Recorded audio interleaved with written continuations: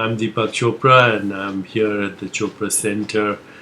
We are doing our Journey to Healing course, which is a CMA accredited course for health practitioners and also available to the general public, but also to doctors. And Dr. Suhas Kshirsagar is with me. He's on the faculty of Chopra University. He's an Ayurvedic healer, an Ayurvedic physician, and has been working as a consultant for the Chopra Center for many years.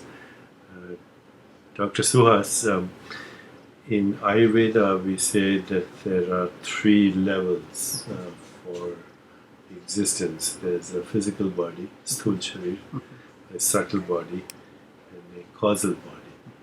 Can you explain these different so bodies? we talk that about these, it's like three different layers of one under another. It's like those Russian dolls, what we see, the Matryoshka dolls, one under another. So the outer layer of the body is called a sthula sharir. It is to do something which is objectively visible, which is to do with bones, muscles, tissues, organs, organ systems, everything what you take in from food, water, and create your body out of. So we call it as dhatus or tissues. So everything which is made is called as sthula sharir, which is visible. You can send a sample to the lab and find out what is happening in your grosser part of the body. And it's said to be made up of Annamaya Kosha and Pranamaya Kosha. Explain those two things. So those are the five different layers of five koshas: Annamaya Kosha, Pranamaya Kosha, Manomaya Kosha, Jnanamaya Kosha or Vijnanamaya Kosha, and Anandamaya Kosha. So these five sheets or five layers are related with the first two layers of the grosser part of the body. So everything what you ingest, what you experience, goes into the grosser part of the physiology: the foods, the routine, the lifestyle, exercise, all the cosmetic polishing of the skin, everything what you do for the physical body. Then the second layer is called as Sukshma Sharir. Sukshma Sharir has to do with the subtle aspect of the physiology, which is just underneath the Sthula Sharir or the grosser part of the physiology, which comprises of mostly mind, senses, sensory faculties, and all the emotional and mental state of the physiology. Including the intellect and ego. Including intellect and ego. So everything, how you perceive the universe, how you perceive the qualities, how you ingest the experience, where you store them. We like to call them as issues in your tissues. and those issues in the tissues are actually which affect the physical structure of the body. We see so many physical diseases which are coming from this underlying stress which is stuck in the body as such. And once we are having a disease in the physical body because of mind, or because of the physical body where mind gets affected. And the only way to actually create a synergy and create a true sense of healing is to connect to the deepest layer of the physiology, which is called as Karan Sharir. So the causal body. That's the causal body. That's the causal body where this is the life force. We call it as your Jivatma, from where it is connected to your Paramatma. So it's the field of consciousness where your individual self is connected with the greater cosmic self. And once you have that experience, that healing comes from inside out. You are managing your mind or Sukshma Sharir as well as your Sthula Sharir or the physical body both at once. And you talk about in your talks all the time that you find a spiritual solution for the healthcare crisis. And that's exactly what it is. The more you transcend, you are effortlessly managing your sensory cravings. You are effortlessly reshaping how your body behaves and all the different molecules which are flowing like big rivers, and they are all physically affected and mentally affected. So the Sthula Sharir and the Sukshma Sharir, these are the two realities, and they both realities can be actually managed more easily by connecting yourself, by diving yourself within your Karan Sharir every day, morning and evening. And once that practice deepens, once you start transcending more effortlessly, then it becomes like a walking meditation. Then you start realizing everything around life from that deeper state of awareness. And ultimately, healing is the integration of these three. All the three. Physical, mental, and spiritual, basically. That's correct. Right? And once that realization comes, then you know that you were never born and you're never gone.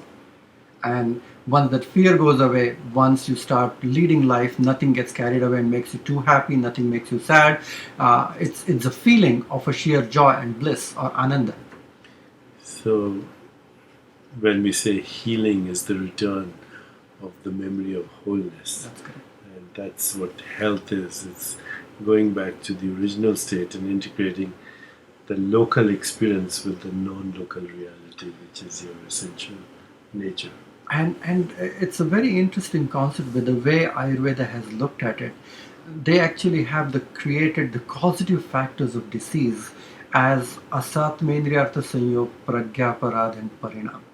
Let's So- explain those three concepts. So the asat mendriyartha sanyog, it simply means improper conjunctions of your senses with the sensory objects, and how you take in that experience, and how you make your mind a little bit more unhappy with constant craving of getting something and not getting something what you want.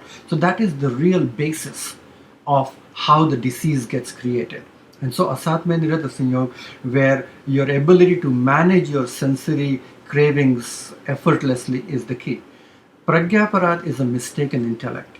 It simply means your dhi, dhriti, smriti, vibhrashtaha, karma yat kurute ashubham. The moment you have an unstable intellect, you can't make the right decision. Your ability to discipline yourself and to have patience to manage your life is poor, and you're not retaining the right kind of memory of wholeness in your cells and tissues, then you're constantly falling prey for this unhealthy Would you say habits. Pragya Parad is also the mistake of the intellect, which mistakes the ego for reality, or also creates the subject-object split, which It is creates the artificial? subject-object split, and that is what is actually creating your ego to separate how you lead your life and how you perceive everything else.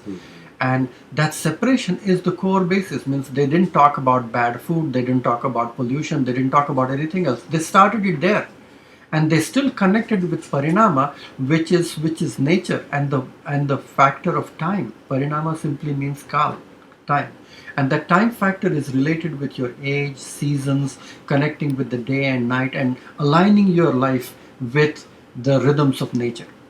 And so Our biological rhythms are actually the symphony of the whole they are the universe. circadian. Like circadian, seasonal, gravitational, Mhm. and of course, in the daily and seasonal routines of Ayurveda, the goal is to align the biological rhythms with cosmic rhythms. right? Absolutely, and those rhythms are very powerful in order to create a sense of healing. So every time you interact with the elements of the nature, you are leading your life with the changing seasons and times.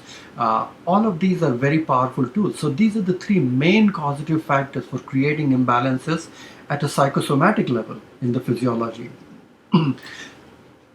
And there's a wonderful quotation in Bhagavad Gita which talks about the root cause of diseases start from dhyato vishayan pusah sangasteshu pajayate sangat sanjayate kamah kamat krodho vijayate krodhat bhavati sammoha sammohat smriti vibhrama smriti bhramshat buddhinasho buddhinashat pranashyati. Explain in English. So what it means is that when you're constantly dreaming of sensory pleasures and cravings of certain things, then you start realizing your experience of this is what is mine, this is what is ours. You start relating to all your sensory cravings, you start accumulating some of those things. Sangat sanjayate kama, you get attached to those things. You create a false ego, this is my car, this is my good looking house, or this is what is mine, or something like that. Then the sensory cravings leads to the attachment. That attachment, whenever you dispossess some of the things what you call is yours, you lose a job or you break up a relationship, you get really angry and upset. It creates krodha. Krodha doesn't mean you have to burst out, but you are terribly unhappy with yourself. Prajvalanatmako krodha or dvesha. So it creates a sense of agony. And once you are angry with certain things with yourself or with the world, it creates an unstable intellect. You have an unstable intellect in which you start making decisions which are not right because you're not thinking straight. Your intellect is unstable and you are making decisions which are purely ego driven. And once you start making decisions which are not true, which are not holistic for yourself, whether it's lifestyle choices, whether it is doing or saying something good or bad, it all creates a karmic reaction. And then it starts creating all negativity surrounding you. And that's the beginning of the end, as it says. So the roots of the physical diseases is a greater connection to how you think, how you behave, how you speak, and how you create a whole world around it. Well, once again, healing is the restoration of the memory of wholeness. correcting the mistake of the intellect.